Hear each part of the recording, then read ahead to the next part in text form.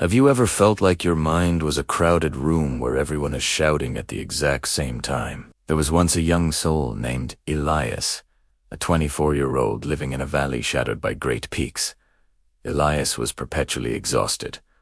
Why? Because his brain never stopped spinning. From sunrise to sunset, a relentless parade of worries marched through his head, leaving him drained and anxious. He agonized over mistakes from years ago and panicked about catastrophes that hadn't even happened yet. This mental hurricane robbed him of sleep, joy, and even the ability to breathe deeply. He was desperate for an off switch. Then he heard of a hermit living high in the misty cliffs. Rumor held this recluse was once a high-powered doctor who had abandoned the rat race to seek clarity. He was known as the Keeper of Silence, a man who had cured hundreds of their internal chaotic noise. Now, in his twilight years, he lived simply among the clouds.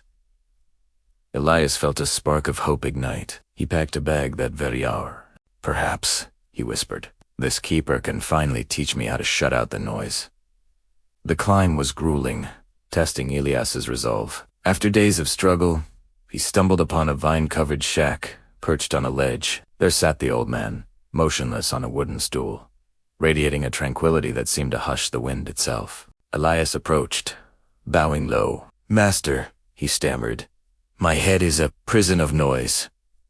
I cannot find a moment's rest. I am begging you, show me the way to peace." The old man opened eyes that held the depth of the sky. He smiled gently. "You desire stillness?" he asked. "Then follow me. I have a small chore for you."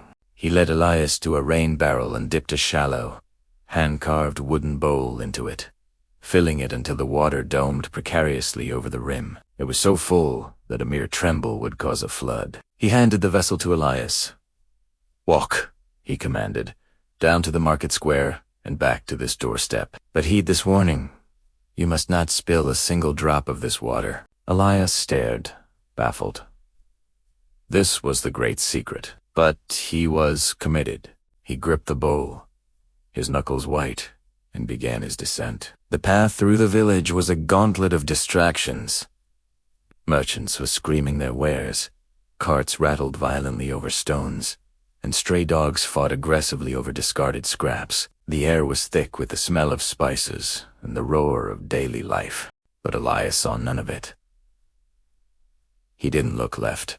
He didn't look right. His entire existence narrowed down to the shimmering surface of that water. He took each step with surgical precision, breathing in time with his movement. Locals watched him pass with amusement, but he remained in his own world, a ghost moving through the clamor. An eternity later, Elias returned to the shack. The water was still flush with the rim, a city dome, his heart pounding with triumph.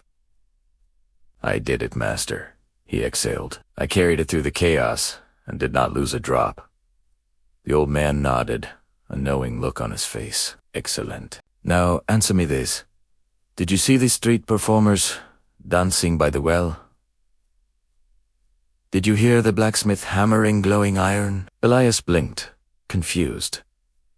"No, I saw nothing. I heard nothing." My attention was entirely on the bowl. The hermit's smile widened.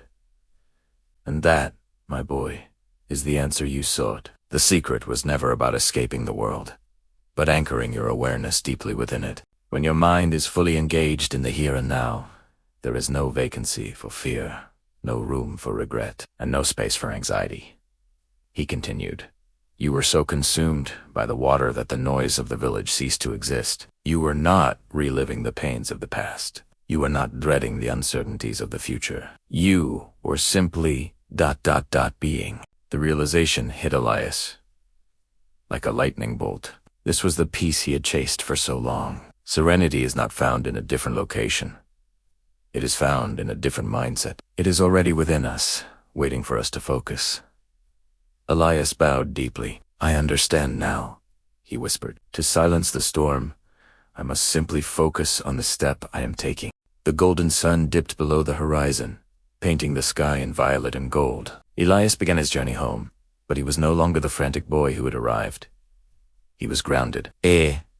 Was calm. He finally possessed the tools required to truly tame his own mind. If this story brought you value, please hit the like button and share it with someone who needs it. And be sure to subscribe to Inspire with Stories for more tales of wisdom and growth. Thank you for spending this time with us. We will see you in the next powerful video with new insights for your journey. Until then, stay present and stay peaceful.